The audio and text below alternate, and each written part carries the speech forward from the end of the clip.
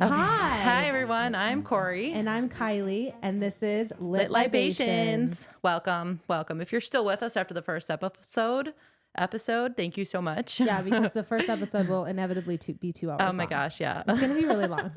We don't know yet because we're not done, but this one should be a lot shorter. Yeah, but the first one's going to be 2 hours long. We'll work it out.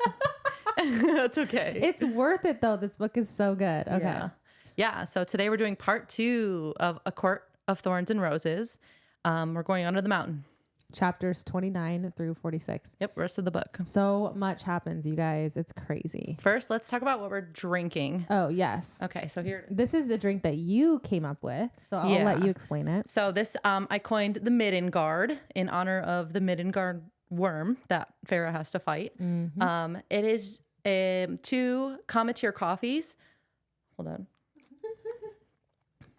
So good. It is 2 Cometeer coffees, and those are like concentrated coffee. It comes frozen. I buy it online.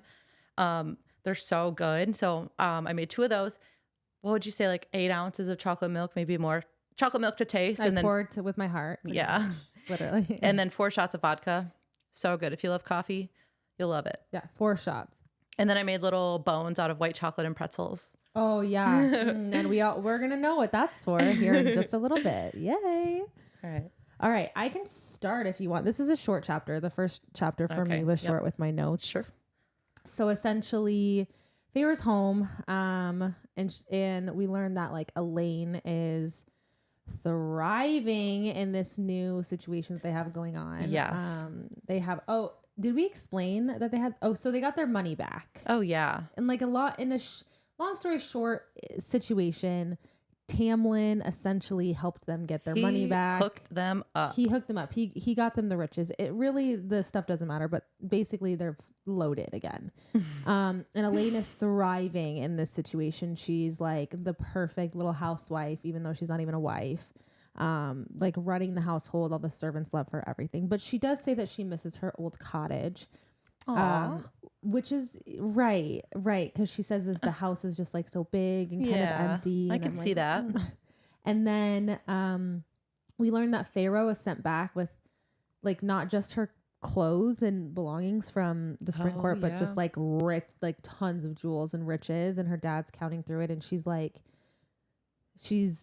more loaded than her family, like probably than most Which people. is ridiculous. Like Tamlin went overboard. He did a little bit, maybe, as he should. Yes, definitely. And then we learned that Nesta had kind of a really terrible time. Elaine tells Feyre that Nesta had a really bad time while she was gone, and she even tried to visit her, but Elaine said that her carriage broke down and she had to come back.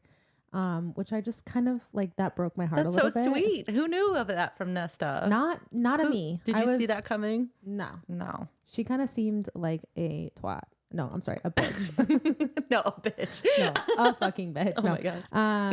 And then Feyre goes back to her old cottage with a couple bags of money, and then we're chapter 30. Yeah. So she goes to her village, and everyone there loves her now. They're trying to talk to her because she's rich again. She's just like, no, like I got things to do. Leave me alone. She got the money, honey. Yeah. And then she gives some of the people that she knows are poor in the village money.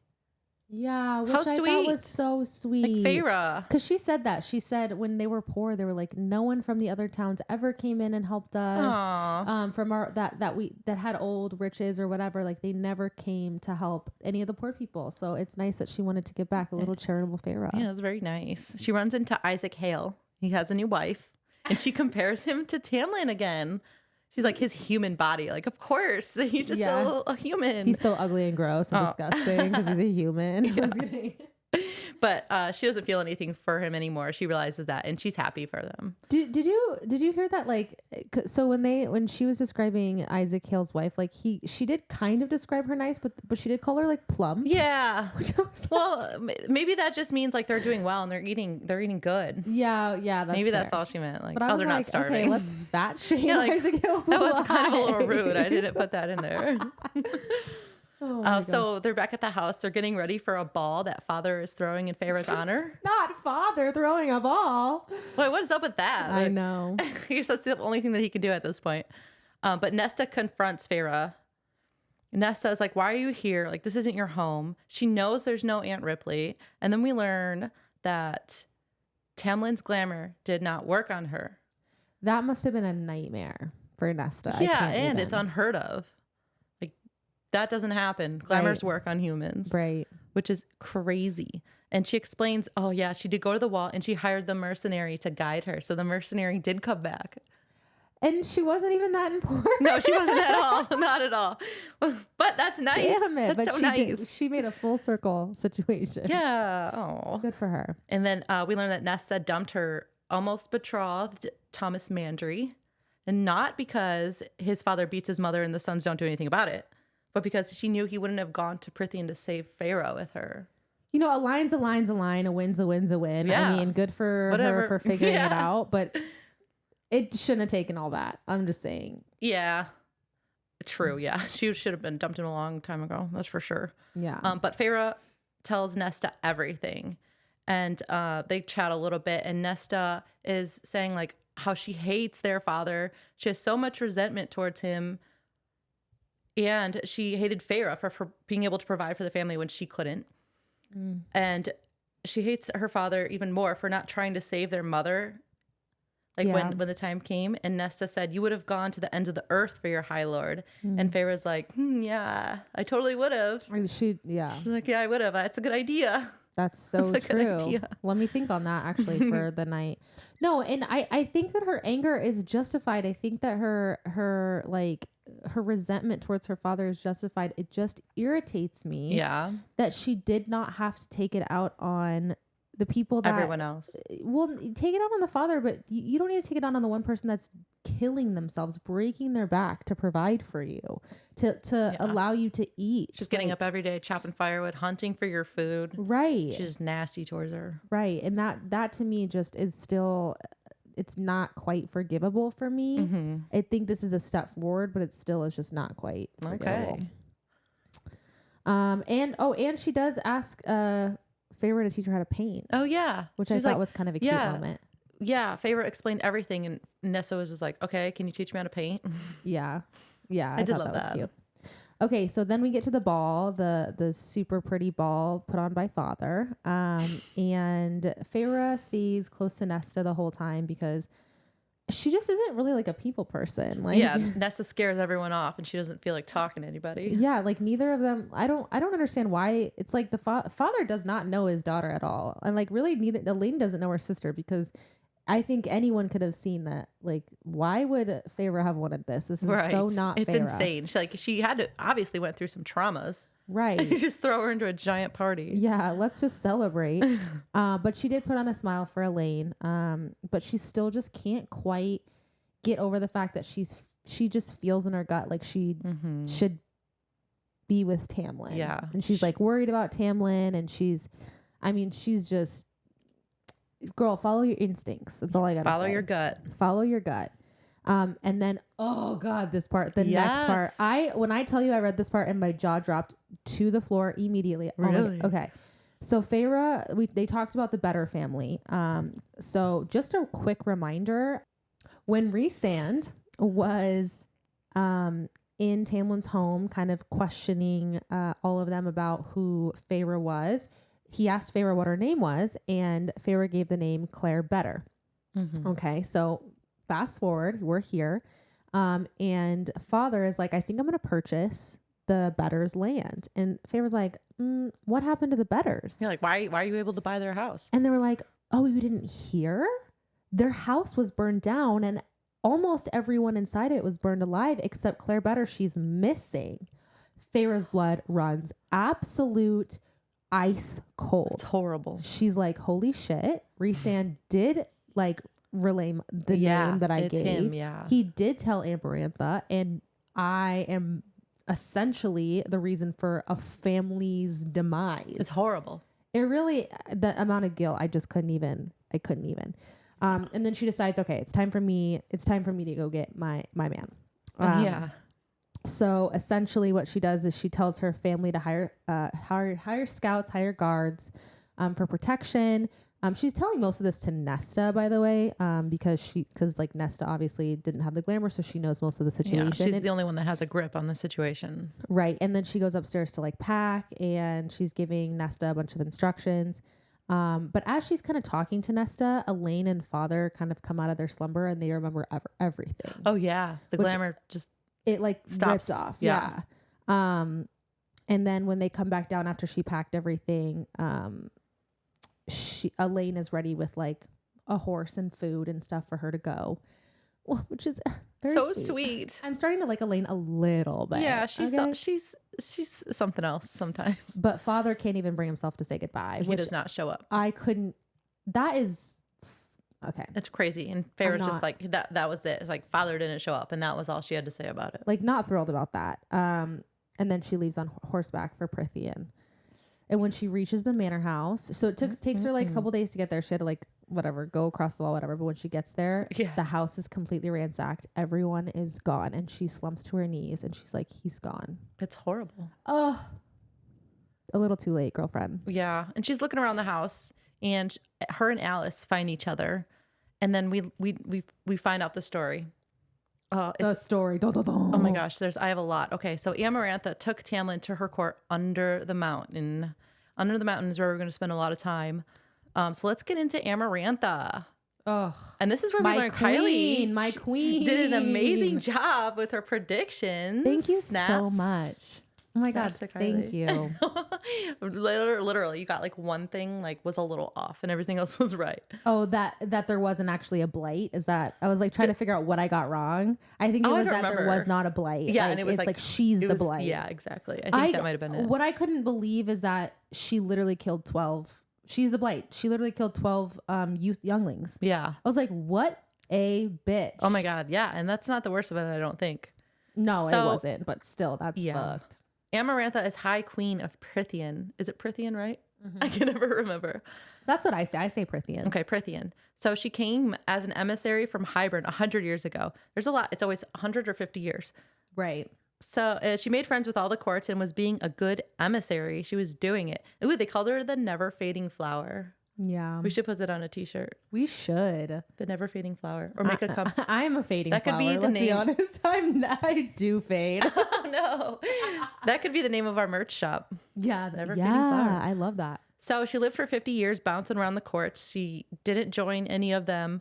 She's just trying to win Prythian back into Hybern's good graces. And she fought with Hybern against the humans and their fairy allies. And she was a beast on the battlefield. Like, she was unstoppable. She was the king of Hybern's like top general. Yeah. Like she ranked the highest. No one could go higher. Yeah, and they couldn't. Yeah. And her sister Clythia, is that how it's pronounced in the book or in the audio? Yes, Clythia. Yes. She was right there next to her, just the same, pretty much. And so Clythia fell in love with a human warrior whose name was Jurian. But Jurian used her, and in the end, he tortured and butchered Clythia and held her down with an ash sword and left pieces of her scattered about for Amarantha to find. Like, damn, Jurian. That was really fun. Yeah, he needs therapy. So Amarantha hates humans, which is like understandable. And after the treaty was signed, she actually butchered her human slaves rather than release them. Like, she is horrible. She's not a great lady. That's horrible. No. And so like all of that is what she has been trying for 50 years to like make up for. It's just like, oops, sorry, let's just like to like party. make up for. Yeah, in quotes. Yeah. But all that time she was going above the king of Hybern, who also doesn't have a name right now. She's amassing her own forces so that one day she could take out all the human lands. And I guess that's what she's waiting for. And she did that all to get revenge for her sister. That's so sweet. In a twisted, very bad way. Yeah, and she betrayed the king of Hybern to take over Prythian. Which, like, is insane. No, what's insane, this is one of the rants I'm going to go on. Okay. And they have an answer for this, and we might come back around to it I think in this book a little bit. The next one, for sure. But what I don't understand, and even with the explanations I don't understand, is how the king of Hybern did nothing. How did he do nothing? How did he sit there and his top general betrays him, makes him look like an utter fool, and then lets her go rule freaking Prythian for 50 years? Yeah, I get the there will be a somewhat explanation, but it still is it in the next doesn't book? cut it for me. Yeah. Maybe he's like, oh well, Amaranth is obviously very strong. I need to amass my own forces now since she's stealing mine. And but my thing is because they explain like Amarantha tricked the High Lords into like essentially losing their power. Yeah. They gave her their powers unwillingly by drinking a wine. Mm-hmm. Without those, she would have had no chance. So I take her as being like a good warrior, maybe against humans and like obviously in like battle. Yeah, and she's smart. That's different though than being in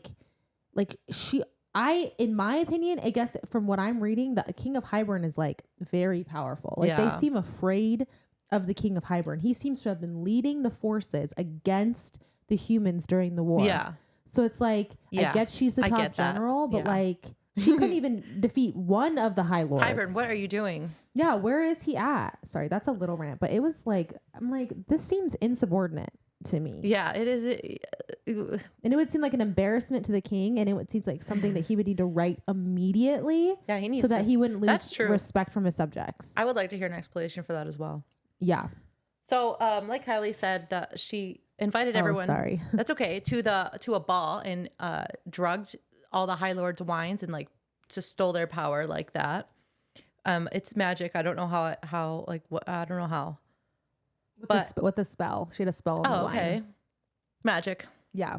That she stole from the King of Hybern, by the way. Oh, magic? Yeah, she stole the spell. She stole a book of spells from the King of Hybern, and that's what she used to essentially drug, in a way, with spells, all the lords of Prythian. That's crazy. So again, more insubordination, more shit that I would be like, keep that bitch in line. Yeah. If I were the king. For real, though. Hybern he's got some questions to answer. What is he doing? I don't know. And I like to refer to the King of Hybern as Hybern because he does not have a name yet. Okay. Will he get a name? I'm not sure. I don't remember. Okay. I don't remember if Father does either. I really don't. No, he definitely doesn't. I don't think. Oh my gosh. What is up with that? SJM, if you're listening, like, why didn't you give him a name? These are important characters. Like, I do not understand them not having names. I would definitely name my dad. Yeah. I call him by his first name all the time. I don't call him Dad, Father. I call him Sean or Jonathan. That's what he is. Oh. Yes. That's funny. Yeah. If you're watching this, Jonathan. Oh, hi. Hi, Jonathan. Hi. That's all I got. So the High Lords, after she stole their power, they still have like a sliver, like a shadow, a fraction of their power. And we did talk about that a little bit in the first half. But she was able to take control of Prythian in days. And so basically for 49 years, everyone's been her slave. And she's just been waiting for the right time to break the treaty and wipe out the humans. And I don't know what she's waiting for. I think she just wants to fuck with Tamlin. Oh, I think that's the last piece of her puzzle. Yeah. And I could be wrong, but maybe to break the wall. But I could be wrong. That's true. Yeah, the wall is a problem. Right. No, yeah, that is a big problem. They could slip through it, but they couldn't get mass forces through the gates. The gates are like 4 feet wide. Yeah. Okay, so Tamlin actually met Amarantha as a child when his father would visit Hybern, and she grew to desire him. So that's how. I don't like that because he was a child. Yeah, she was trying to groom the shit out of him. Yeah, but she was. And then Tamlin's like, no, you're a piece of shit. I know what you did in the war.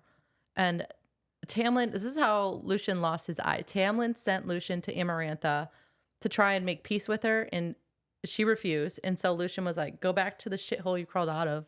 And then she clawed his eye out with a fingernail. And then Lucien just had to walk back to the spring court.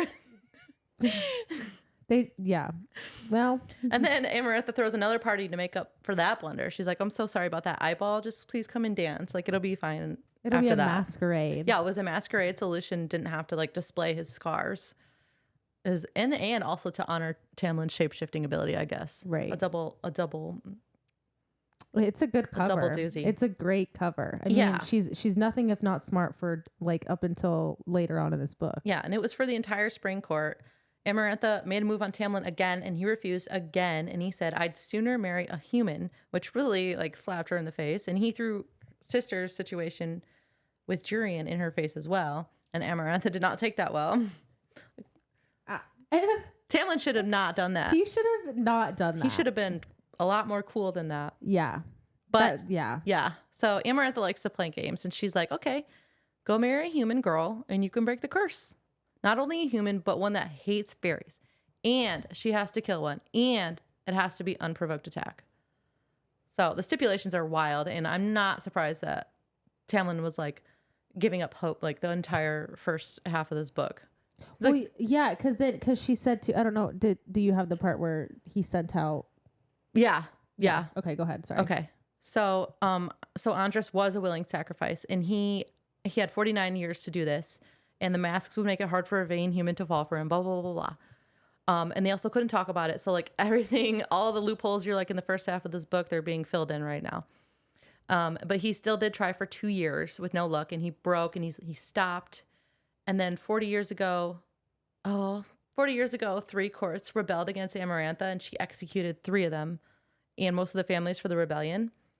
And I took this note out, but the children of the blessed was like they were like messengers between them. Oh my God. And this they were part all broke caught. Me. Yeah, those poor innocent dumb kids. Yeah. But after that, she brought all the high lords and their entire courts under the mountain, and they were not allowed to live on their own lands except for the spring court, so Tamlin could have a chance to break the curse. And then everything fell so rightly into place with Feyre, and all she had to do was tell Tamlin that she loved him, and she couldn't do it. We know she couldn't do it. And Alice is so mad. She's like, all you had to do. That's all you had to do. She's like, I'm just a human. Oh my God. No one told me. She called her stupid human girl for like 6 times. Yeah. She needs to calm down. Yeah. But Tamlin had 3 more days. He sent her away 3 days early, and he definitely could have charmed Feyre. I can understand him sending her away. I think he could have waited 24 hours. I think he could have literally maybe gave her a little bit more time. Yeah. The next day. She would have the next day. Right. Like I agree. Especially after they made stupid, hot, steamy, sexy ass love. Yeah. Wait, I have one more note. So Amarantha has full control over like who can cross the wall. And if that's true, then that means she is responsible for Claire Better. So rest in peace, her family. Yeah. And then she asks Alice how to get under the mountain and doesn't care if she gets her throat ripped out because at least she tried. Gotta listen to that gut. Yeah, and I don't know if this is a mistake or not, though. Let's be honest. Okay, so Feyre sets off. She goes with some bow and arrows, and then like 2 daggers. No ash arrows. No ash arrows, because I'm assuming that it's not in super like high demand where it can kill fairies. She was looking all around the manor, and she's like, "Where is an ash tree? I can do it." And then Alice leads her through the forest to a shortcut to under the mountain. So I guess they have like these tunnels that can take you there like real fast and quick, like portals. Essentially, yeah. So yeah, she's super determined. She's like, I'm ready to free my man. Like, whatever happens, I'm just gonna go for it. But Alice does tell her that she does have some rules that she needs to follow when she's in there. Mm-hmm. She said, do not drink the wine. Okay, don't drink the wine. Okay, it's not like the wine on Fire Night. It's not like the wine on Fire Night. Like, this shit will fuck you up. Okay, do not make deals unless it's a matter of life and death, and even then consider, like, very much consider it. It's very important. And then she said, don't trust anyone, even Tamlin. Not even your own senses. Not even Tamlin. Not even your own senses. Don't trust, like, just nothing. Literally, don't trust yourself. Don't trust you. Don't trust me. Don't trust anyone. And good luck. As of right now. And go ahead, girl. You got this. Snaps Why for did you. she let her go? To be fair though, she was like, she did very much, in my opinion, she made her very aware that like she like 99% was probably going to die. Yeah. She educated her more than Lucian did when he sent her to the Surreal. I agree. It's like, she's like, this is what you can do to give yourself like the smallest of chance, but you're probably going to die. Like, you understand this. Oh no. She's like, go home. And then, and then she does hint that there's one part of the curse that that they still can't say. They can't tell her. Oh yeah. And she just basically urges Feyre to like listen and like. Oh yeah. And like. I don't remember what that part is. I do. Okay, we'll get into it. And then before entering the cave, Feyre turns around and tells Alice, like, if you need to, flee over the wall and go to where my family lives. Yeah. And they'll take care of you. Nesta will take care of you and your family. to give you essentially some like safety. Yeah, very sweet gesture, but like I feel like Alice, there's no chance she's gonna do that. Yeah, I mean, I wouldn't if I was Alice, but if it was a dire resort, I think I would. Yeah, that's I really guess you nice. don't really know like what's gonna happen. And Nesta's prepared to like to take her in. Yeah. I don't know. Maybe they'd all flee south. I don't really know. But anyways, and so I just dropped my phone. So Feyre uses her like hunting instincts while she's in there. She's like trying to be sneaky. Oh, yeah. And like literally within 30 seconds. And like one bend in the cave. She literally goes one bend in the cave, and then all of a sudden like a hand appears on her, and the adder is like, oh, a human girl. And yeah, I mean, it was Caught quick. so fast. It was very fast. Which was like... She really thought she was being sneaky. Yeah, too. but we should... That was a good part because she should have been caught fast.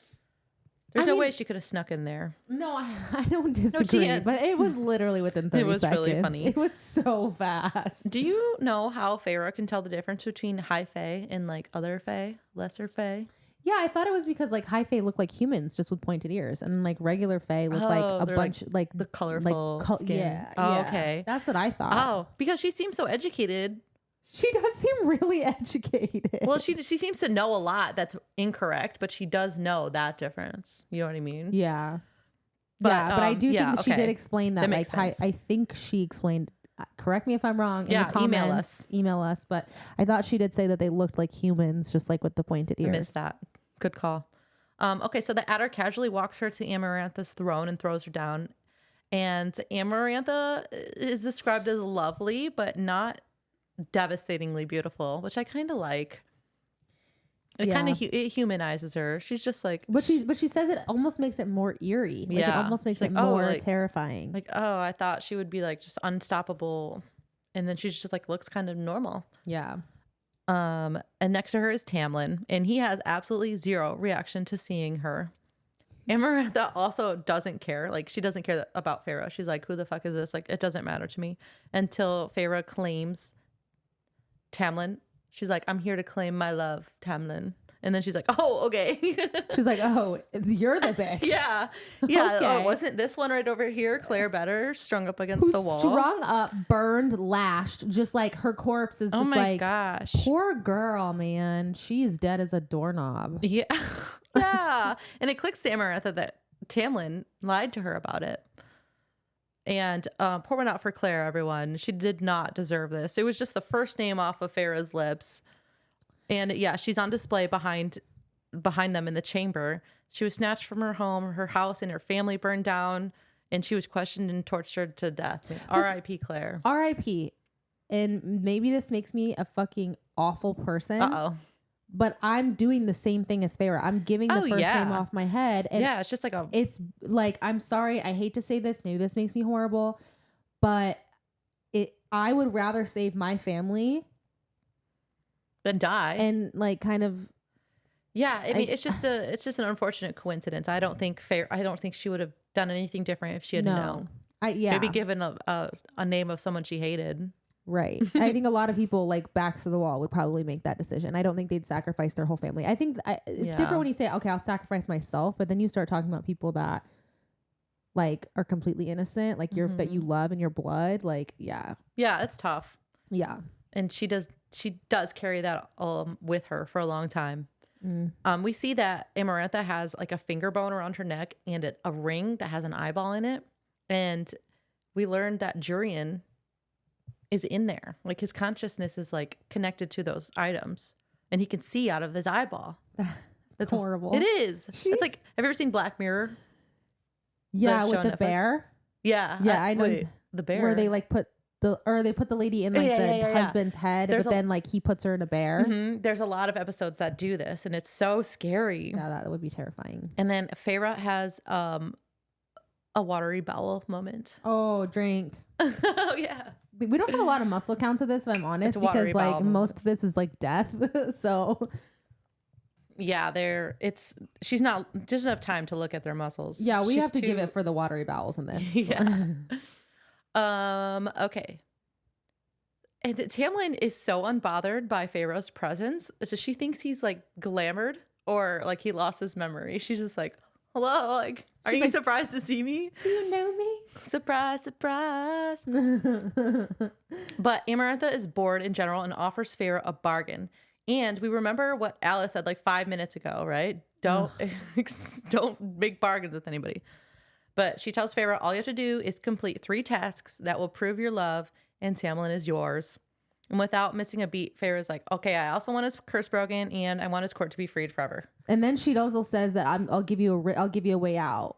Oh yeah, with a riddle. With the riddle. Yeah. So yeah, she's like, or you could just solve a riddle and like a snap of the fingers, no strings attached. Everyone will be free in an instant. Everyone, not just the Spring Court. Everyone. And Feyre agrees, and she's immediately like jumped and beaten by the Adder and his other cronies. Is the Adder, by the way, is it the Adder? Is it like, is he a species or is he one guy? I'll be honest, I don't know. I don't know either. That's like something I don't know. But what I will say though is I have a second rant to go on here. Right now? Yeah, really quick. Okay. What the fuck, Amarantha? What the fuck? Like, why don't just kill Feyre and just go about your business? Yeah, she likes to play games. What is going on? Like, this is crazy to me. This is crazy. Right. That's you are one small little insignificant human away from getting the man you want forever, from having the lands that you want forever. And you're like, let's give her a chance. The riddle is insane. Crazy. Like, why do the riddle? Great. This is insane to me. Because she didn't have to throw in the riddle. This girl is so dumb. Like, this is so dumb. I get it. Without it, there wouldn't be a plot. There wouldn't be, like, whatever. But this is stupid. It's a huge risk. What the fuck? It's insane. Anyways, okay, I'm sorry. That was just... I read this and I was like, this is the dumbest shit I've ever read in my entire goddamn life. Right, that's why this book is the worst out of the series, but I still like it. Don't get me wrong. Oh, it's just I enjoyed reading it a lot this time, especially because we had to like pick it apart. Because here's the thing, I hate Amarantha. She's obviously a tyrant, but you know what? Like, it's kind of badass that she kind of took Prithian in like a couple of days. Yeah, it's really, kind of badass that she has all these men. She's got like all these high lords as like her slaves and sex slaves and like all. Maybe that's not badass, but it's one of the respect for Amarantha. She has power, right? And you're gonna give that up. Or you're gonna take this risk for no reason. So dumb. Because she's bored. So dumb. Okay. Amarantha too has fiery red hair. I just want to mention that. I did describe her. So she has red gold hair. She's wearing a golden crown, snow white skin, ruby lips, ebony eyes. I want to see a picture. I do too. Send it in. Like, I wonder what makes her like ordinary looking. Anyways. Yeah. Because that sounds pretty fucking beautiful. And scary kind of with the ebony eyes. Right. Okay. So chapter 35, Feyre wakes up in her prison cell, in a lot of pain because she got the shit wrecked. Yeah, her nose is broke. Yeah, she really got beat pretty bad by that adder. Her eyes are swollen. Her fucking nose is broken. Lucian sneaks in, and asks Feyre, like, what the fuck's wrong with you? Why'd you make that deal? First of all, why are you here? Do you know what Tamlin did to give you a chance to live? Yeah, how? That's first. What are you doing here? And second of all, have you lost your goddamn mind? You make a deal with Amarantha when she's like, first of all, I am here, so there's nothing really anyone can do about it. Second of all, if I did make the deal, she would have killed me on the spot. Like, what are you talking about, Lucian? Yeah, Lucian. Yeah, Lucian sometimes isn't the brightest either, but I just But he's there. Him. He's always there. He's always there.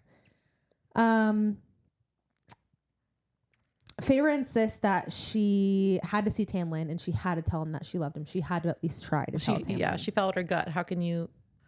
Yeah. Yeah.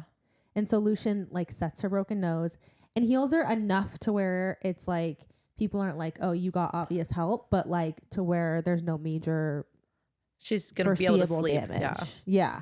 Like her nose isn't broken, but her swelling's down, but like her bruises are still there. Yeah. He tells Feyre that all the High Lords will be kept under the mountain until the 3 trials are over, so they can't leave for half a second until the trials are over. But what was the plan before that? What were they doing before Feyre came there? Yeah, I don't. They're just hanging out. Yeah, I don't really know. Yeah. To be honest, I don't remember that part. But he does confirm that the bone in the eye is Jurian. Yeah. That's that part. Yeah. I lose sleep over it. I hate it. It sucks. And then Lucian's got a dip because the guards are coming. Yeah. And then 2 fairies, little like guard fairies that are watching over her cell drag her to the throne room. Feyre resists telling Amarantha her name. Oh, this part. Oh. It like comes to me as like, sometimes I forget little bits, but it comes to me as I'm reading this. And when Amarantha asks Rhysand if this is the girl he saw at Tamlin's Manor, he's like, I don't know. Like yeah, it could be. Like hands in his pocket. He's like, they all look the same. Yeah. But mine, like, I don't really know. Like, okay. Liar. And freaking Feyre's like, you know damn, like she says this in her head, not out loud. She's like, you know damn well what I look like. What the hell? You know like, what I look game are like. you playing? Literally. But then the Adder drags Lucian forward, and then you can see like his brothers like coming up ready to like beat the shit out of him. His brothers are always like huddled, just watching the whole time under the mountain. They're always there. They're bullies. I hate them. They're like the careers in the Hunger Games. It's very like they're just bullies. They have less lines. They have no lines. They don't talk. They don't say a damn word. And they're like essentially. They're using Rhysand and kind of the brothers to intimidate Feyre and Lucian too. To kind Lucian's of tell, always like he's the punching bag for sure. And he's just like this redheaded hottie, just like bebopping just there around. for his friend. Yeah. But then Feyre does like spit out her name. She's like, I am Feyre. But as soon as they start to threaten Lucian, she's like, okay, yeah, it's Feyre. Because Lucian is that guy. Yeah. Like he's bestie. Cheers to Lucian. I love him. He's a real one. And Amarantha gives Feyre the riddle. Do you have the riddle written down? Mm-hmm. Okay, read the riddle. Okay. There are those who seek me a lifetime, but never we meet, and those I kiss who trample me beneath ungrateful feet. At times I seem to favor the clever and the fair, but I bless all those who are brave enough to dare. By large, my ministrations are soft-handed and sweet, but scorned I become a difficult beast to beat. For though each of my strikes lands a powerful blow, when I kill, I do it slow. And Kylie got it in 5 seconds and called me, and then Googled to confirm, and then called me to brag. I knew it. Yeah, that's so true. You did. Well, I didn't want to call you and like brag, and I'd be wrong. That'd be so embarrassing. So I was like, I gotta make sure I knew. That's funny. Literally, I do the audiobooks. Because it's just easier for me. Yeah, I do audiobooks. We didn't no hate on audiobooks. No. And so I'm listening to it and I'm not even joking. It's 5 seconds. I'm like, I know exactly what it is, but I won't spoil it because we'll go later. But I know exactly what it is. I would have saved everyone without having to lift a finger. Okay? Austin, if you're listening, text me. What is the answer? Yeah. Anyone, just like comment below. So like, I want to know if you knew what it was. If you Don't haven't lie. read this book. Don't lie. Because I'll know. If I know you, I'll know. You're good. Okay, Amarantha tells Feyre the riddle. And she repeated that she, Tamlin, and his court can leave immediately if she solves it. Feyre blames her human shortcomings for not being able to to say what the answer is. I mean, she can't even think. It's like, I'm a human. I just don't know. She's literally like, I'm an illiterate, stupid human. And I'm like, I'm illiterate and stupid, and I knew the answer. Try harder, Feyre. Like, Feyre, get your shit together. Although that would be a lot of pressure. Oh, yeah. It would be a lot of pressure. And she just got beat half to death. And she was like locked in her cell for like a couple days. She's like trying to figure it out. And when the guards appear, she knows that it's time for her first trial, because each trial is going to happen on a full moon. It's going to be over like 3 months. I forgot about that. So the full moon has risen. It's the time for her first trial. Yep. This is the craziest. Yeah. one. Okay. Oh, I'm glad I got this chapter. I'm glad you did too. Where the Middengard Wyrm was inspired by. Yes. Okay. So she arrives at her first task, and all the High Lords are there, and Amarantha's on a floating platform. I imagine she has like a little joystick that she uses to move around. She doesn't use magic. She literally, it's like crane operated. It's like we're at a concert for freaking Amarantha. She's That's singing. so funny. And she's like going over the maze. Okay, so anyways, she has to survive a giant worm in a maze of mud. The walls are 20 feet high. I cannot imagine the smell. No, because it's like 90% like worm dropping. Yeah, it's just poo, worm poo. It's kind of hard to get a sense of how big the worm is, but its mouth has a ring after ring of razor sharp teeth, and that triggers like some kind of phobia inside me. I don't like that. I don't like the rings. One layer of teeth would be fine. Rings, I don't like it. As soon as I was in the mud, I'd be kind of done for. She's like, well, I'm not really like a dirt person, so I would struggle just being in the mud. Have you ever seen SpongeBob? Did you ever watch that? Yeah, like the movie, the Alaskan bullworm. Oh Not my the god! movie. Oh yeah, I have seen I know it. Yes. Yeah. Yes. So I definitely pictured the Alaskan bullworm when I first Yeah, when I I first see heard it. it, and a lot of people also do. Also, I explained it to Austin, and he also did. Ugh, It's gross. Yeah. So she's barely running from this thing, and I would imagine this thing would get her in like a second, but she's running away, and she's putting some distance between it, and she slips through a crack and buys herself some time, and comes to the conclusion that the worm is blind. Yes. And she's like, okay, I'll use that to my advantage. And she falls into like another pit / tunnel. And Amarantha says, because like they can't see her anymore, Feyre, you're ruining everyone's fun. And Feyre describes her tone as if she were talking to a lousy shuttlecock partner. And I thought that was such an analogy for this like book / time period. Yeah. Like just imagine any characters in this playing badminton. It's so funny. But she can't get out of this pit, and she's struggling to climb out. And then she gets the idea to take the bones that are laying everywhere and build like a ladder with them. And she's like snapping them in half on her leg. And it just sounds like impossible. How could you do that? And she's sticking it into the sides of the wall to like build a ladder. Did I just say that? She was sticking it in the so she tries to go up the ladder, and then she's like, oh wait, I got an idea. Yeah, she's snapping the bones in half and sticking them in the ground to like form a pit of spikes. And one of the fairies that's watching keeps referring to her as it, and he's like, what is it doing? What's it doing? And I want him dead. I want him dead, unfortunately, immediately. Yeah. It's so annoying, like why? But she makes the bone spike pit and covers herself in mud poo-poo to hide her scent from the worm. But also, like, if she wants to get the worm's attention, why does she cover herself in the mud? Because she needs it to smell her. Because she has to creep up on it enough to like have it follow her. Yeah, and she's sticking bones like into the corners so she can run and not slip and slide. And it's a good idea. I mean, she does it. But eventually she like loses sight of the worm, and everyone's like getting really excited. And then Lucian screams out, "To your left!" And bless his heart, man, he's always making these risks. Bless his heart. He gets punished for that. But just in time, she runs away and is luring the worm to her bone pit. And like she's just doing it. And she launches herself into the pit, into a spot where she like left bare for herself to jump into. Yeah. And she hits it. Her calculations are incredible. Like illiterate as she may be, she does know how to calculate angles, I guess, and speed, and like she knows how to hunt. Yeah. And like trap things and like, yeah. She's just got that shit down. But unfortunately, she does get a bone stuck in her arm, but she doesn't really like think about that until later.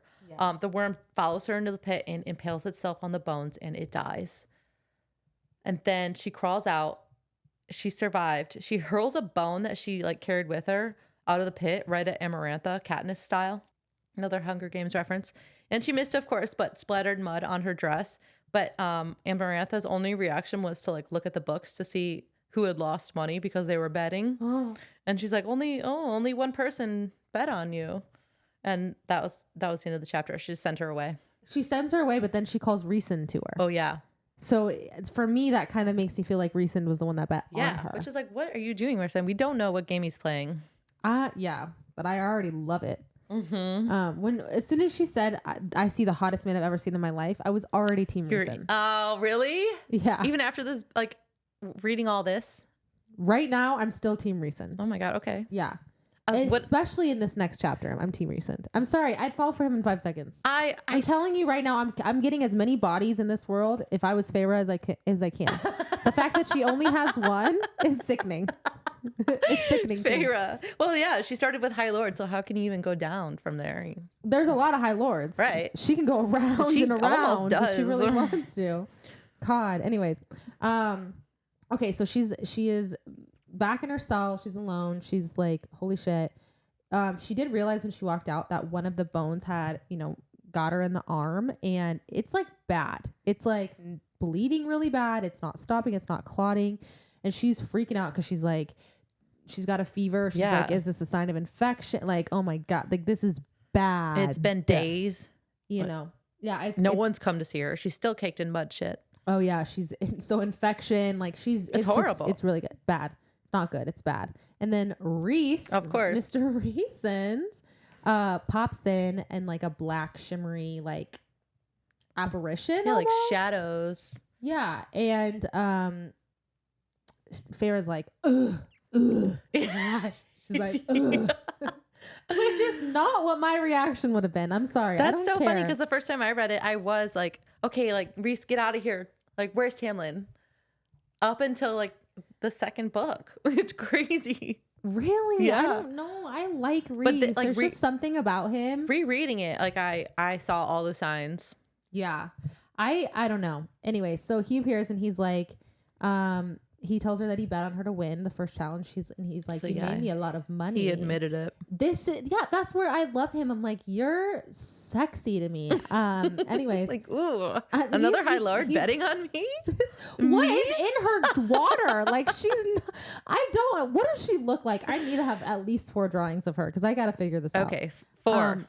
And he offers to heal her arm. In exchange for her to spend 2 weeks out of every month with him for like the rest of her life, which is half of every month. That's like half her life. Half her life, wow. Essentially. Oh my gosh. With him in the Night Court, because he's the High Lord of the Night Court, and he tells Feyre that Amarantha did punish Lucian for helping her during that trial, which I mean, yeah, saw that coming. Yeah, I think even Lucian saw that coming. Yeah. And I think he got some lashings. And Tamlin did it, didn't? Oh, and yes, she made Tamlin do it. Tamlin do it, yes. And she's in really bad pain, but she's still telling Reason like, "Go to hell, you're a prick. You suck. I hate you."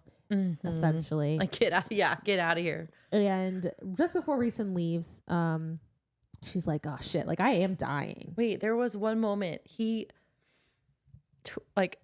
held the bone in her arm and twisted it. Oh yeah, he did. Like, oh, so mean. Yeah, like that part is like he never makes up for that. He doesn't ever apologize for that.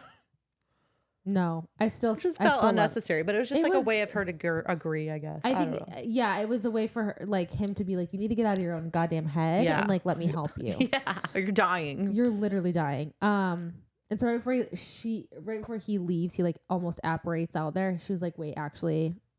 Like, you're right, I am dying. And they negotiate down to a week. Yeah. And so he grabs her arm and he heals her, and then he like essentially with his magic cleans her up. She's like completely clean. Mm-hmm. Feyre lifts her arm to find that it's covered with like black ink, like a tattoo, and there's like an eye on her hand. Yes, the eye, the cat actually eye. Her left hand. I was just doing my right hand. Yeah. And it's like swirly. It's like kind of cool. Yeah. And there's a cat eye in the palm of her hand. Yeah, I love the tattoos. Yeah. And Feyre accuses Reason of tricking her because she knows that like when Tamlin sees that, he's going to be so pissed. Yeah. Like it's just a visual representation. Like she went behind his back. And Reason's like, too bad, so sad. Also, you're welcome for saving your life. And then dips. Yeah. And that was the whole reason he went with the tattoo. So Tamlin would know. He's just fucking with Tamlin. That's his whole goal. It feels like. As he should. Okay, so Feyre is tasked with scrubbing some random hallway. They did say that like she would do chores and earn her keep while she's there, which is wild. And they threatened her. What? But Amarantha did say that like they made an agreement that it would just be like household chores. Because she's like, well, what if I get tired out? Like if you're gonna make me do a bunch of shit. Yeah, that's not unfair. Yeah. Because I have to do like, I hold all the cards. Yeah, like, you're gonna listen to me. You're gonna shut literally the fuck doesn't up. matter. Yeah. So they threatened to like turn her over a spit if she doesn't do it. And she's scrubbing some random hallway, and the water they give her is dirty. She's not making any progress. She's making things worse. She's leaving streaks everywhere, and she is seconds away from having a mental breakdown. But then the Lady of the Autumn Court stops by, and she says, "Forgiving your name in place of my son's life." And she gives Feyre a clean water bucket and then says, "My debt is paid." Oh, like we need to protect her. She didn't have to do that, she also could have just like cleaned the floor. I guess I don't. Yeah. She's cleaned her water. Cleaned the floor. She's like, "I'll help you about 1/4 of the way." 1/4 of the way. I don't like you. Yeah, that was good enough. But yeah, we need to protect her. That was really nice. She didn't have to do that. I have like really like combating views of the Autumn Court because the brothers, Lucian's brothers, suck. Like the dad supposedly sucks, right? But his mom Like, that was a good thing that she did. But doesn't that just like totally go with the theme of just like lords and ladies of all the courts though? Because if maybe not all the courts, but from what we know, like Tamlin's parents, he talks fairly fondly of his mom, but True. then his dad is a dick. That's so interesting because I feel like and then some of them are like mates. But they were mates too, and I guess I don't know about the Autumn Court, but Tamlin's parents were mates. So like that doesn't even make sense. No, yeah, that's SJM. Yeah. Explain. Okay, so but like the next day, same thing, another task. She needs to separate lentils from ashes of a random fireplace, and she does try, and she's like working for hours because she's scared of the repercussions. And then the owner comes back to the room, and of course it's Rhysand. And he's surprised to see Feyre there. He didn't know that she was there, and he suspects that they only sent her to do that because they thought Rhysand would find sport with her. And Feyre is like, well, maybe she's testing you because she knows that you bet on me, so she wants to see like what's going on there. Yeah, I mean, honestly, I like if I'm in Marantha, I don't know if I'd put them in the same room alone together. Like, I don't know if I love that. Somebody like listening in at least. Right. But he talks a little bit about his powers are like indeed a fraction of what they were, because he does like keep like raking his mental claws on her mind. Yeah. And every High Lord has a beast under their skin, and they can shift. And he partially shifts for her, which is so hot. Crazy though, because like he says he doesn't let people see that side of him, but he does it for her. Yeah. Like immediately. Right? Like what the I'm obsessed. She asked him, do you know the answer to the riddle? And he's like, oh my gosh, she needs to be asking you. She does need to be asking me. I like wish I was in this book. I'd be like the best character. Yeah. It would be like over so fast. There would be like, no story. I wouldn't bond with that. I don't even think I'd have a mating bond with anyone though. I'd be like jumping around, getting all those High Lords. I wouldn't want a mating bond with anyone, if I'm honest. Oh my gosh. Let me ride this out. Play the field for a little while. But do we see some kindness from Rhysand? Yes, we do. Because he's hard to pin down at this point. Yeah. Not for you. I feel like you got him figured out, but even when he walked into Tamlin's thing, like for whatever reason, I just felt like everything was like a front. And maybe it's because we've seen this kind of book character in so many things where they act all hard and tough and dickish and like kind of funny, but then like they end up having this like the biggest bleeding heart in the world. I just feel like this is like so you picked up on that. On the nose for that. Yeah. But you're right. That's a good call. Like it's Damon Salvatore to a T, in my opinion.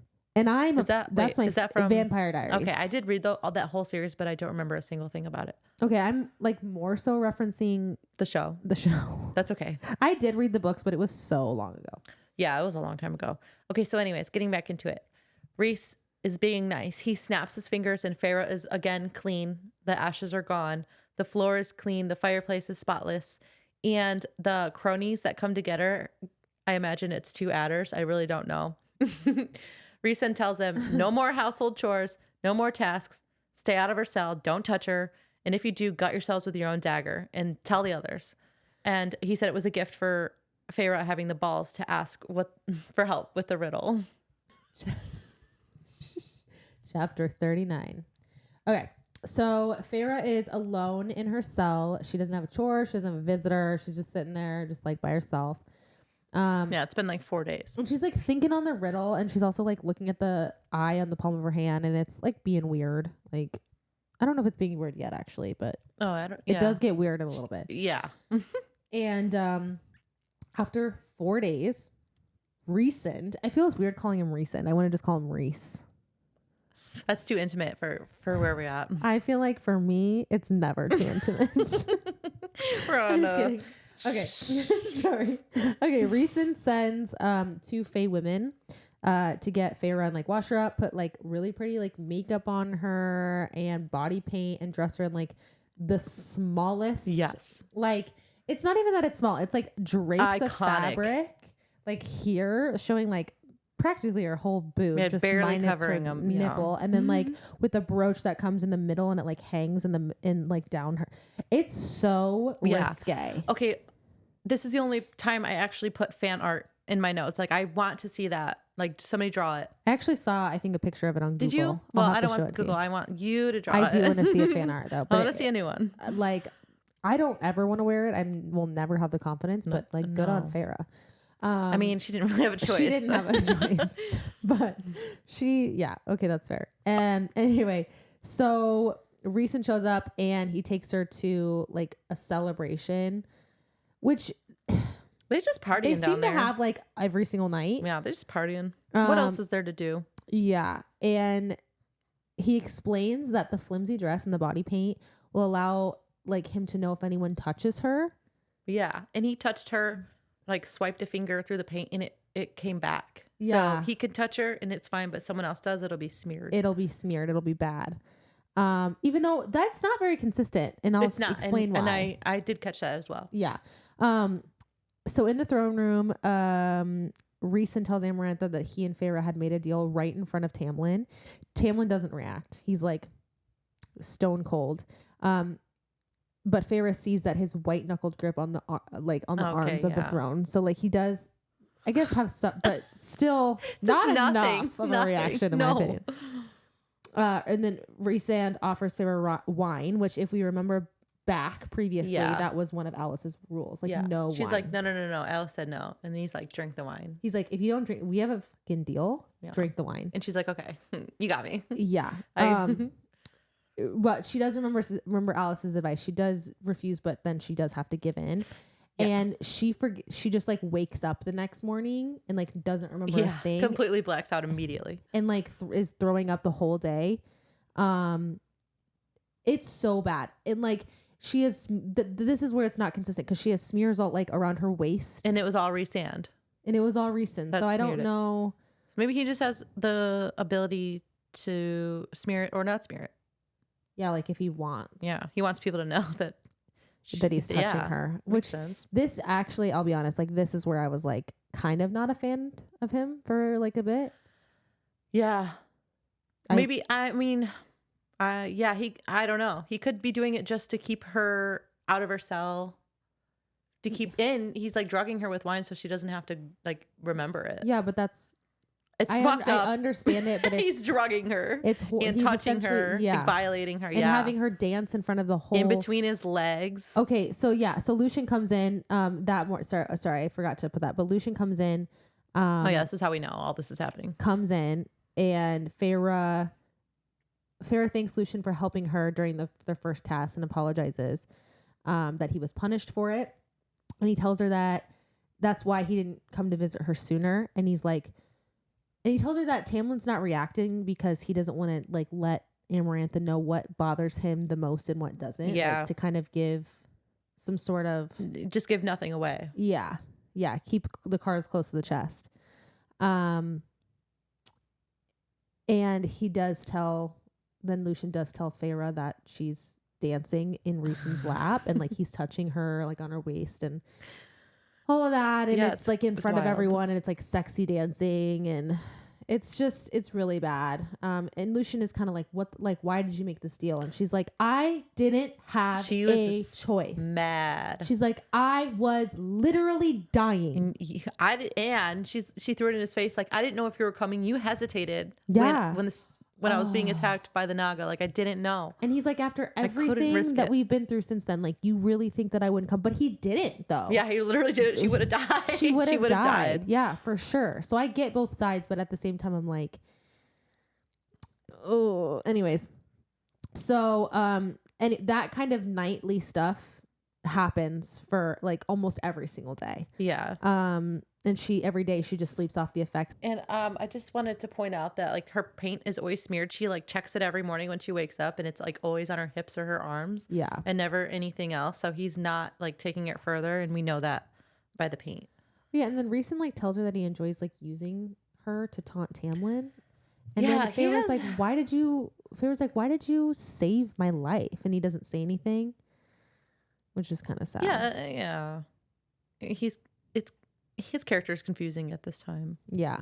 Oh, and then they have a high fae from the summer court, who tried to escape. Oh yeah. This is this part. I do love this part. Oh, and so it's like one of the high fae that tried to escape from the summer court, and then the high lord of the summer court up by Amarantha, and they're both kind of freaking the fuck out. Ooh. And Amarantha's attention really is only on the high fae that tried to escape, and so she's like, Recent. Yeah. And Recent comes up, and she's like, check his mind, and he like checks the fae's mind, and he's like, this high fae is the only one that tried to escape. He had no accomplices. Like, he's just a coward by himself. The High Lord wasn't involved. Yeah. And so she's like, oh, okay, kill him. Yeah, and the High Lord has a reaction. He's like literally, thank he's like, God. Oh my God. And like the lordling who is being questioned, he also has like a visible reaction. Like he's like, whew. Yeah, he's like, thank God. So again, and this is where I'm kind of like, okay, Recent has other motives as well. I feel like I already kind of knew too, because there's no way that Recent was in Feyre's mind and didn't know that her name was Feyre. Yeah, that part he didn't look for her name. I think we learned that later. I think he knew that her name wasn't Claire Better. Or I think he just I don't know. I think they do talk about it in another book. Oh, maybe I'm wrong. We'll get there. Anyway, so yeah, so obviously Recent like probably didn't tell some stuff that he knew. Yeah. Which I'm like, oh, he's got some other plans. Okay. Yeah. And no one else noticed. And then the fae's mind and like his brain and erased everything. And Amarantha's like, what the fuck? I asked you to shatter his mind, not his brain. And he's like, oops. What's the difference? Oh, to make him like... He would be alive still. He killed him, though. Oh, so it was a mercy. Yeah, it was a mercy. It was a straight up a mercy kill. Oh my God, I love Recent. Yeah. So good. Oh. He just killed someone. We love a morally gray guy. We love him. Well, to be fair, like Recent doesn't know when this thing's going to end. Yeah. So. It's a lot. It's a lot. Under the Mountain sucks. Okay, so we're at the second task. Amarantha's like, welcome. Did you solve my riddle? And she just keeps quiet. And she's like, and Tamlin's just staring at her and doesn't say anything. And before you know it, she's being lowered into another pit. And it's just a room separated by a grate. And Lucien is on the other side and he's tied down. I think he's like chained to the floor. And this is her task. All she has to do is answer a question by like pulling a lever that's on the wall, and there's like a paragraph or a riddle or a question or something that's written on the wall. And she's like, what the fuck? Like who told Amarantha that I can't read? Like who would do that? None of these people would do that. Rhysand certainly wouldn't do that at this point, I don't think. No. But then like what? No, because he has like a burden at stake now. Yeah. He's got other things going on. And but pretty quickly Amarantha is like confused because of Feyre's confusion, and it makes her think that she doesn't know how to read, and it's just a coincidence.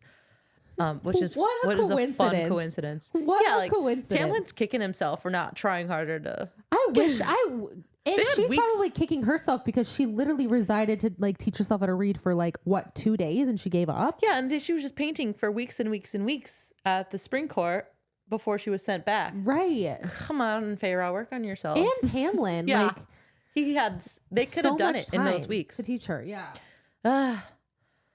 But she can't pick out a single word from the wall. I mean, she's sweating. She's staring at the levers. Lucien is screaming at her to answer.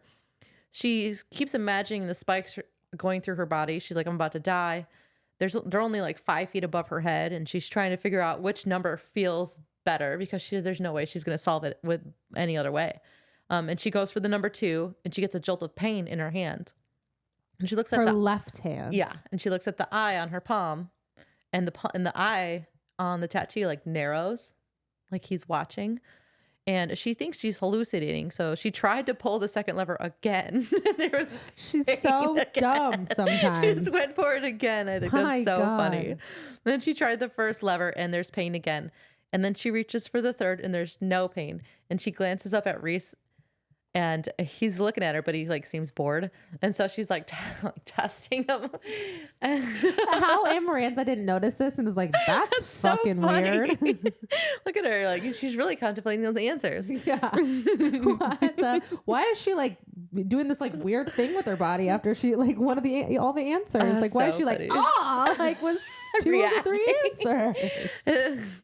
Amarantha's just a stupid human, it must just be a human thing. I don't know. But Lucian is like, Feyre, pick a lever. Like, girl, we're about to die. You gotta get going. And then she's like just reluctant because she again has to trust Rhysand, and she just doesn't fully trust him at this point. But she pulls the third lever, and it is the correct one. And immediately she breaks down, crying from the stress of it. She doesn't want to trust Rhysand. Her illiteracy almost being the reason she died. She's hopeless about the third task. Like she's going through it right now. But Rhysand speaks to her in her mind, and he says, don't cry in front of her. Get up. Don't give her the satisfaction by breaking. Stare her down. Stop crying. You can do that in your cell, which I can relate to. I do like to have a cry by myself. Yeah, I agree. Yeah. Count to 10. Don't look at Tamlin. Just stare at her. Turn around. Walk away. Keep your chin up. And she does. And she listens to him. And when she makes it back to her cell, she collapses and breaks down. And she has a real mental breakdown here. She's losing hope. She's sorry for herself. She wants to die. Well, because she didn't feel like she should have won that challenge. Yeah, she did feel like she should have cheating. And yeah, but Rhysand comes back and he tries to comfort her, and he says like, you won, you beat her, like calm down, like you don't worry about how it happened. It happened. And then Rhysand leans in and starts licking her tears away. And it was like such a shocking moment. Like what? And I think that's why he did it. And she lets him lick like 4 times before she like shoves him away. 'Cause she liked like, it. Wait, secretly. ooh, I kind of wait one more, just one more tear, okay? But it does get her to stop crying. And when he left, she realized that action kept her from shattering completely. Yeah. Rhysand knows what he's doing. Yeah, he definitely seems to know her like really well. Like it is interesting. It is because like how many humans does he have interactions with? Right. And I feel like they are different from fairies. Right. I agree. Yeah, so at this point, like she's definitely, I love this part. She's still mental health. Yeah, she definitely still is struggling though, like because she just gives up on the riddle. This is when she gives up on the riddle completely. Yeah, she feels pretty sure that the third task is going to kill her. She feels pretty resigned, very hopeless to that fate, which is interesting. Like parallel between Tamlin and her, like being resigned to their fate. Good catch. I don't know why, but it just feels like that. But walking with Rhysand's servants to get dressed for the night's festivities, because that's still fucking happening, they hear the adder approach. Oh yeah, I cut all this out. Oh yeah, I thought this was interesting because it does give a little bit of like where the fuck is the King of Hybern? Yeah, like I said last episode, if there's a conversation that's being overheard, it's probably important. Yeah. So they hide and they overhear a conversation between the adder and a representative of the King of Hybern. And he's not happy with the deal that Amarantha made with Feyre, particularly after her obsession with Jurian had cost them the war, which I thought was interesting. Yeah, he should be mad. Another reason why she should be freaking reprimanded. Okay. Yeah, why is she getting away with this? She gets away with too much, if I'm honest. I mean, whatever. And Feyre remembers that Alice advised her not to trust her senses. And when she's alone in her cell, Feyre hears strange, beautiful music, which compels her to see beautiful like flowers and trees and colors and clouds and like all a bunch of shit. And she like weeps and remembers that she's fighting for Tamlin. It gives her hope. Yeah, she like realizes she doesn't want to die. She wants to live and fight. Yeah. And that's like a huge turning point between the second and third task. Yeah. And she stares at the eye on her palm and thinks about the final trial, which is just dos days away. Oh, okay. I loved that part. I want to see it like acted out. I thought it was beautiful. Yeah. All right. It's the last day before her final task, and there's another party. And Feyre is over it. She's just standing in a corner waiting to be offered wine so she can forget about everything. No one's paying much attention to her anymore. She's just kind of there. And then Tamlin comes to stand next to her, and he silently leads her to a room, and he follows him. And they're like, immediately, they're furiously making out. And like groping. Yeah, she tries to undo his belt. Like, she's like, we're fucking now. Okay. I need this now. This might be the last lay of my life. Yeah. Literally. And like immediately they're interrupted by Rhysand. Okay, so Rhysand makes Tamlin leave, and before he does, he gets dressed. He makes the paint disappear off of him so there's not paint all over. So Amarantha doesn't know that was what was happening. And on his way out, he tells Feyre that he loves her again. And those are the first words under the mountain that he says to Feyre. That's not bad first words. Not bad first words, but it's been 3 months, right? Every full moon. Okay. And okay, so like a second after that, Amarantha comes in, and Rhysand is already making out with Feyre, and Feyre is liking it. Yeah, she is. Can't deny it to herself, even though she does. And she's like, the way that his tongue caresses my mouth is fucking hot. Yeah, she thought that. Oh my God. Like she knows something's going on there. I mean, he's the hottest guy she's ever seen. Yeah, like, of course she's wanting to at least make out with him. Yeah, take it in consideration. Feyre realizes it's because the paint is smeared, and he didn't want Amarantha to know that Tamlin had been responsible for it. Right. And so again, he's like saving Tamlin, but also fucking with him every chance that he can get. But this is good though, because Amarantha's like, oh, like, here, Tamlin, look at your little, Yeah, she doesn't care. Whore. She's like, oh, whatever. Yeah. She's a whore. Yeah. And like, Feyre's like, I'm not a whore. It's like, it's not my fault. Like, you guys are doing this to me. Literally, why am I here? I forget. Oh no.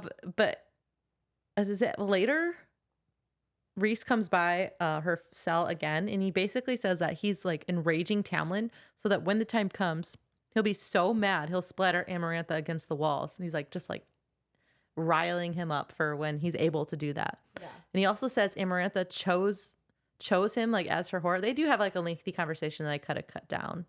But Amarantha chose him because his father was the one that killed Tamlin's family. And he's like, I don't want to talk about it, but that happened. Yeah, that's not good. No, it's horrible. Yeah. It's not. Well, and then she does realize in that moment too, just like how much Rhysand has helped her. She's like, maybe I'll call him Rhys. Maybe I'll kiss him again later. Well, hopefully. Like maybe I should get a little tussle with Tamlin later, just so I can get another tussle with Rhysand. Hey. That's a twofer. Ooh. That's a 2-for-1, and I think that's hot. Yeah. Anyway. She doesn't know though. She doesn't care about Rhysand.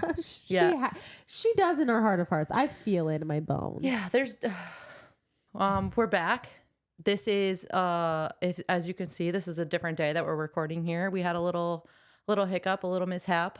Yeah. So we have to re-record some of this last half of this episode or part of this episode, and it's good. It's gonna be just as good. Yeah, probably even better. Yeah, I would say. Yeah, I agree. And we're back with wine this time. Yeah, no special drink because we already did that. It's relevant to us as humans. All right. One strong swig for mankind. Okay. All right. Let's start with chapter 43. All right, so we're here for Feyre's third and final challenge. Oh yeah. Under the mountain, which is so crazy to me. I can't. They put her in her old outfit, which is disgusting, like head to toe, so nasty. Dude, what is up with that? I will never know. I mean, Amarantha is she does head games better than anyone. That is a crazy one. It really is so nuts. When she walks in, it's interesting because this time it's instead of people cheering and getting excited, really, everyone's dead quiet. Yeah. And it's like, this is it. This is the culmination. Yeah, exactly. I mean, people are, I think, finally like, oh, maybe she's going to be Amarantha. Maybe we're going to be free here. Yeah. So they're like rooting for her. And it's not a quiet thing. Like they're yoked. Yeah. They're rooting for this girl. And she goes up to the thing with Amarantha and Tamlin. And she looks at Tamlin and she's like, I love you. And he says nothing. He says, of course. He says less than nothing. He just... I think you're okay to start talking to her now, Tamlin. Yeah. You can say something. You can say literally anything. It's going to be fine. Like 9 times out of 10, she's going to die here. So... and then she still can't solve the riddle. So they're like, all right, well, let's go ahead and start this last trial. Because she's like still blank up in the head, which I'm just going to say this really quick. I have been looking online everywhere, and it's probably 80% of people around have solved the riddle. Oh, like within the first. So I'm like not alone. So funny. Austin actually started reading the books in preparation for this. Oh, really? And he got to the riddle part, and he's like, I think I thought about it for a minute, and then I forgot about it. So he didn't get it right the away. riddles, it's not even important, honestly. No, it's like someone on TikTok said I'm gonna know the answer when I need to know. Yeah, 100%, That's true. 1,000%.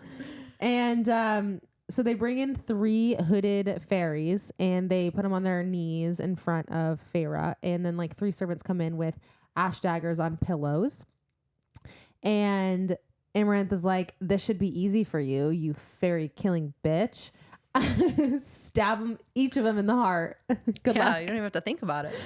Right. And Feyre's like, oh God. I mean, she's freaking out because she's like, these things are not even like fighting for their lives. Like, why? I'm not trying to. They're She's just like, innocent. They're innocent. I killed Andres because I was starving. Yeah. Okay. And now she's forced to do this in a different way. For the last time, people. I didn't love that. I don't hate fairies. God damn it. And so she goes to the first one, and it's like sad and crying. It's like a young boy. It's really sad. It makes me sad. And then she stabs it anyways. And then it's like pleading for its life. She's like dead.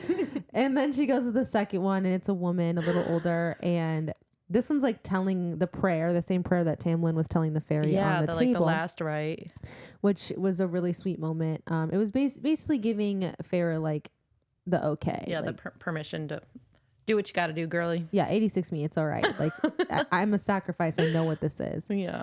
Which is honestly harder for her. She's like struggling with this one more. But she does stab her in the heart, and then and then then it's time for the third hooded figure. The hood, and it's Tamlin. It's surprise.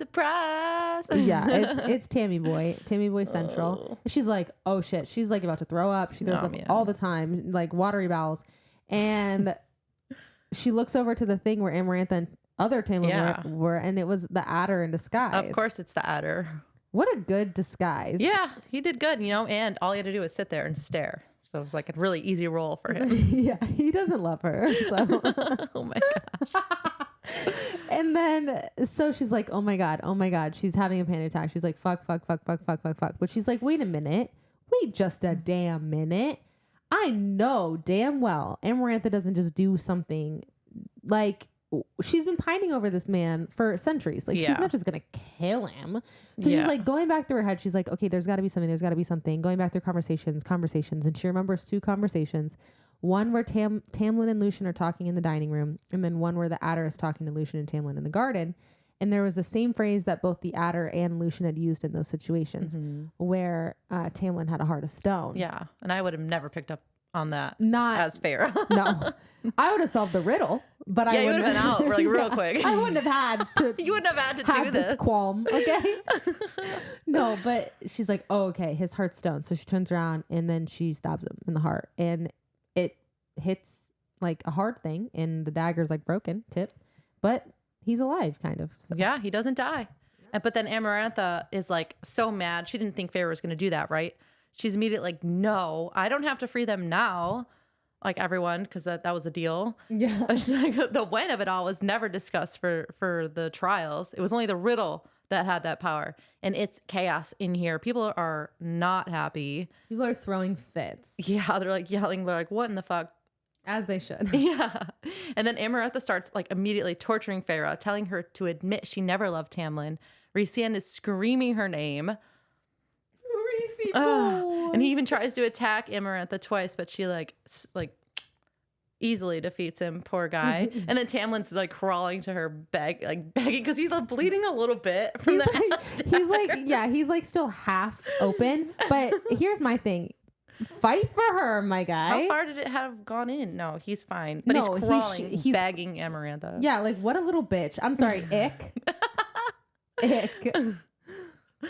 Feyre's life is flashing before her eyes, and I did really like that scene. It was very cinematic. Yeah. And then it hits her. She's able to get it out that the answer to the riddle is love, and she does say it. But unfortunately, Amarantha does break her spine in half. Cracks it right now. She's dead as a doorknob, right? Yep. But Feyre doesn't go anywhere. She's seeing through someone else's eyes in chapter 45. She's like laid out, stretched out on the ground, and she's like, what the fuck? But she's seeing her own body. She's like, yeah, I'm dead. And she looks over at Lucien, and Lucien removes his mask, and he's like, oh, yeah. And he's like, teary-eyed. But she does take a moment to like realize how handsome he is because his mask fell off. She's like, oh, he's handsome. She's like, oh my God, why did I never go for him? I mean, and that's what I said. Lucien would have been endgame if I was Feyre. Oh, maybe not, but whatever. Anyways, we'll get into it. Yeah.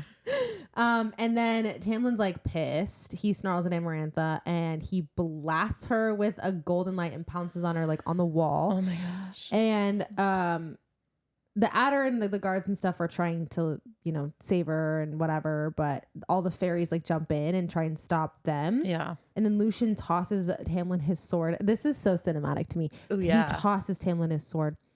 Tamlin stabs her in the face and then rips out her throat. Yeah, through her head, they said. Yeah. Oh my God. Literally, like, what does that mean? Like through the mouth or? I don't know. I guess I don't want to. Yeah, I don't really know. To be honest, Through the head. It's right through the head. I imagine like through her eyeball. Yeah. Oh, okay. But maybe I'm wrong. Anyways, and so Feyre realizes that she's watching through Rhysand's eyes, obviously. Oh, yeah. Because of their bond. Because of their sweet friendship. And Tamlin sheds his beast form and he's like sobbing by Feyre's arms and he's like, Rhysand is not moving. That's all he has to do. Oh. And then Lucien's father, do we have a name for him yet? No. No. Okay. So just Lucien's father, he's the High Lord of the Autumn Court. He is a dick. But he still approaches and he's the first one to do it. Which is crazy. It is, right? That will never register in my head. No, I don't understand that. Not for a second. And then all the High Lords follow. And then Rhysand approaches and he's like, for everything that she's given, and like gives her his light. And then the last one is Tamlin, but like not in a bad way. He's just like, I'm waiting for everyone. And then he's the last one to give her his light. Not the last one for a bad reason. Because he's like, doesn't love her. It's because, yeah. And yeah, then he says he loves her and he puts it on his chest and then. Yeah, and I interrupted you when you were about to say that, but it was like a kernel of their magic that all of them were giving them. Yeah, it is. It's their, yes, exactly. Yeah, and whatever that was actually turned Feyre into a high fae. So nice. But it's still, it's like, okay, Amarantha's dead. Like they're all free, but it still feels very somber right now. Feyre's already starting to struggle with the fact that she had to kill 2 fairies to get here. And she's getting sucked down into like this deep depression. Her and Tamlin do have sex after Obviously. this. They like go right to a room. They never had trouble with the sex thing. Yeah, that's true. She's never had trouble with any sex thing. But she lets it be like a welcome distraction. And then they fall asleep. And as she's like woken up by Rhysand, like tugging, like getting her attention through their little bondy bond. Their bargain bond. Yeah, their bargain bond. Their bargain bond. And they have a little goodbye chat and they like bond about the horrors that they both endured under the mountain. And then Rhys disappears like pretty abruptly, and Feyre is confused about it. And Rhys is also confused. Yeah, he like stumbles back and then looks at stumbles, and she notes, she's like, that's the first time I've ever seen the High Lord stumble. Ooh. Then looks back at her like oh shit. Oh shit. Like OMG. And I want to note here too that I think this is interesting. Yeah. Tamlin kind of asked her like how he didn't ask her. He gave her this look like he was going to ask her how she was doing after everything.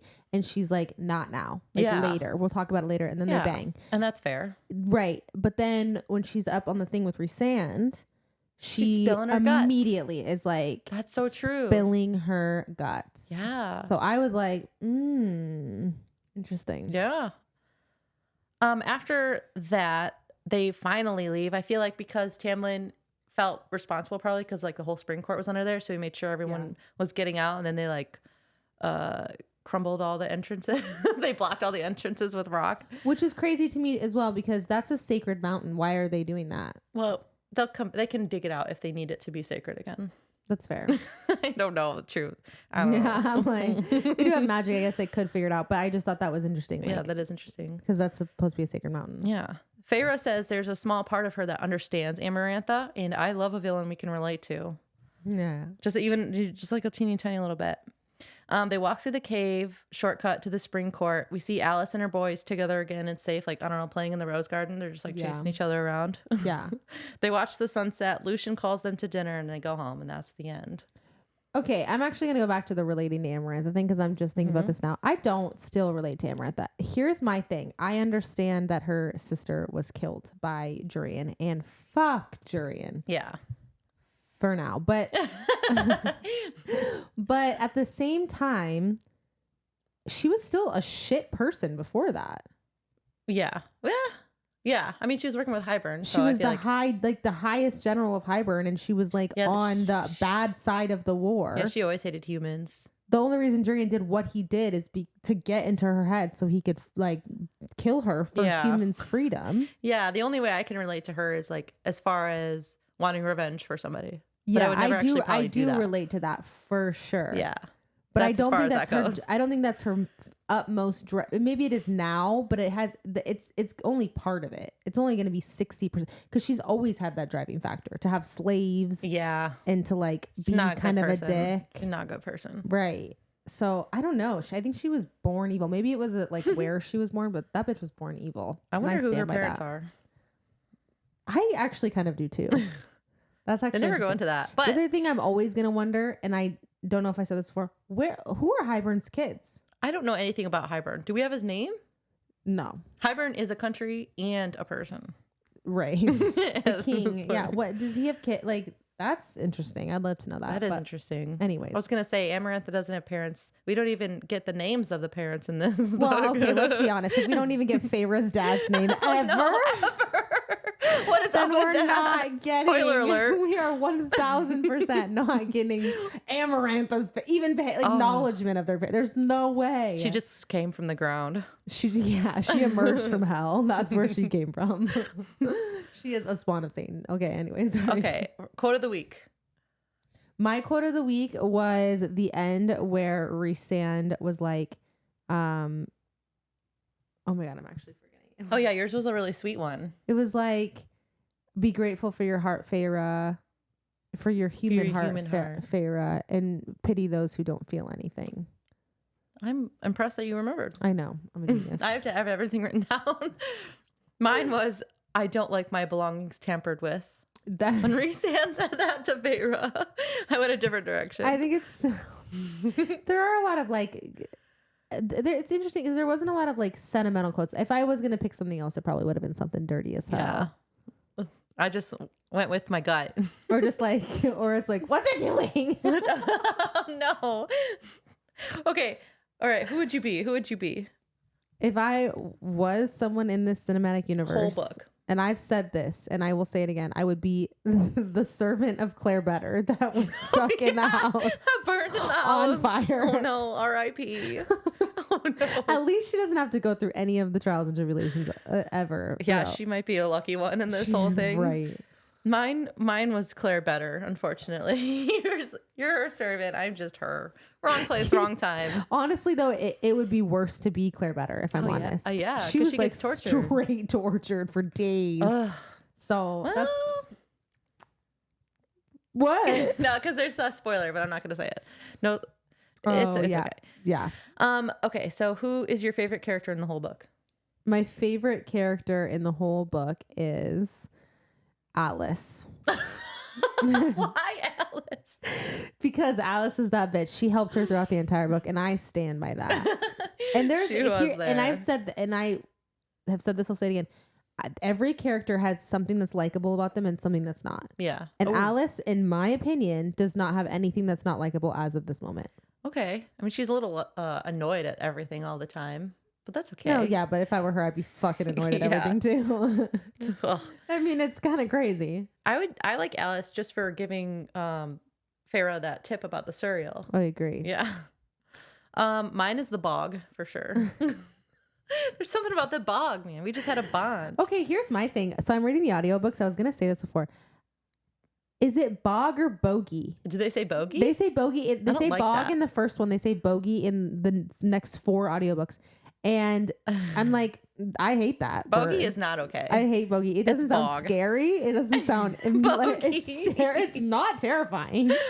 It sounds like it wants to be my friend. Okay. Yeah. Maybe that's part of the terror. Oh, that's funny. I also picked Lucian. I had a bunch because I really do like Lucian. The most that he could have to help Feyre. He did, but here's my thing: is like him continuously getting beat up for me is an ick. I can't stand him being a punching bag. Oh, okay. Who's your least favorite character?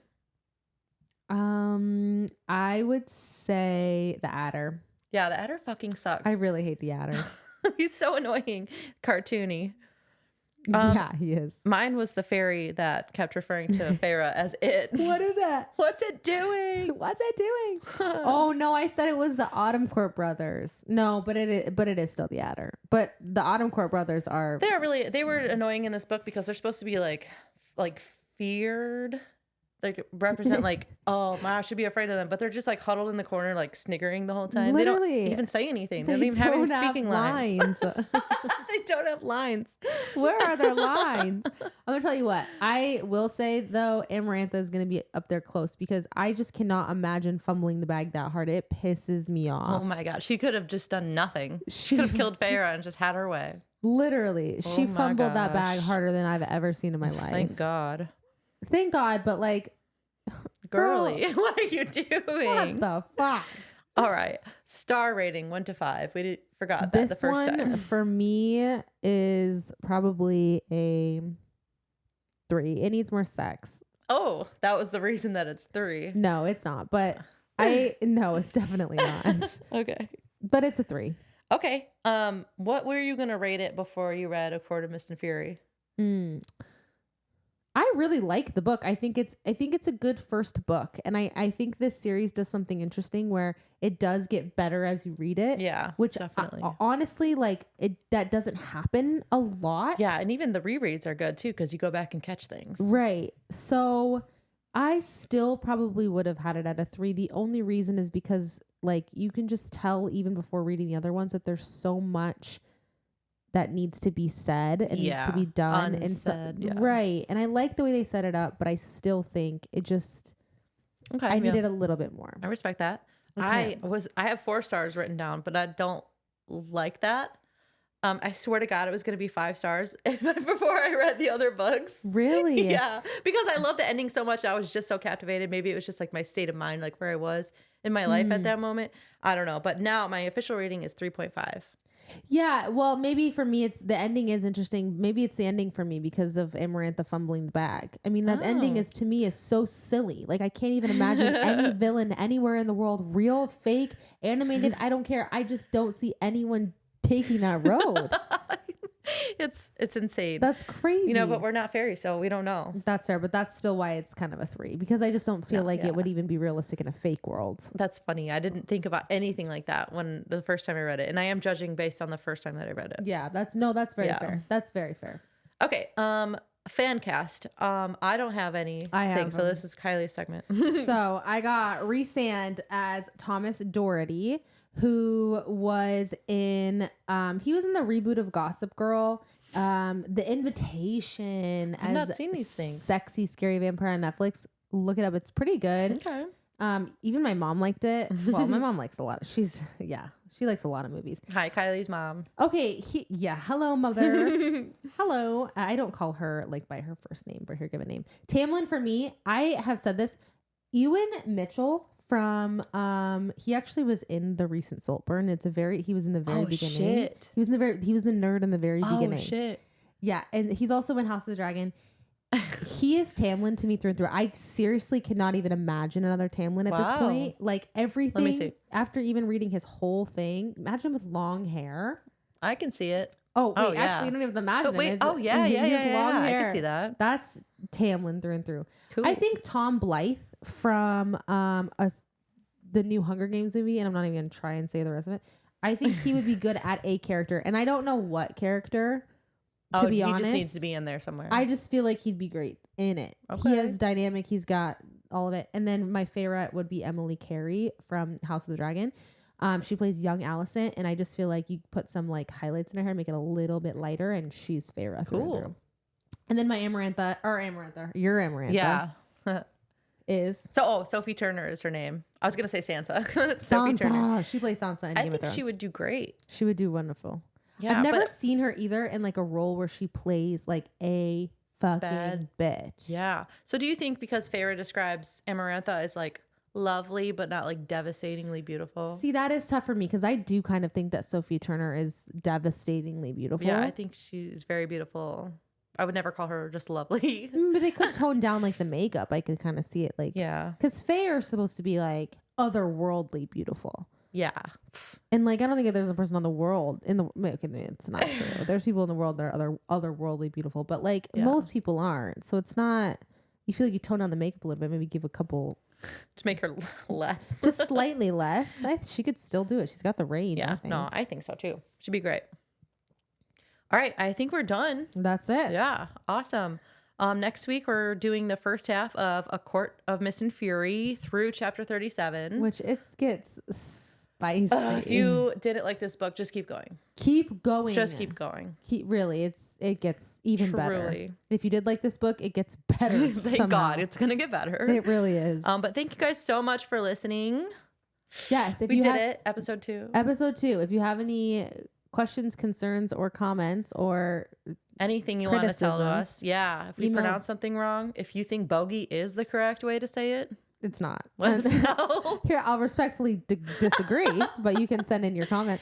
Send it to litlibationspodcast@gmail.com. No, it's litlibations. Oh, sorry. Podcast. There is an S at the end of libation. We'll link it below. Yes, we'll link it. So if you have any also fan art and fanfic, we want to do an episode, like a bonus episode of fan fiction. I think it'd be really fun. Anything in the A Court of Thorns and Roses world, it could be like funny, it could be scary, it could be sexy. I don't care. Send it in. I want to read it. More than likely, I want to read it. Yeah. All right. And that should be all. Thank you. Yeah. Bye, guys. Oh my gosh. Bye. Oh, wait. Cut that.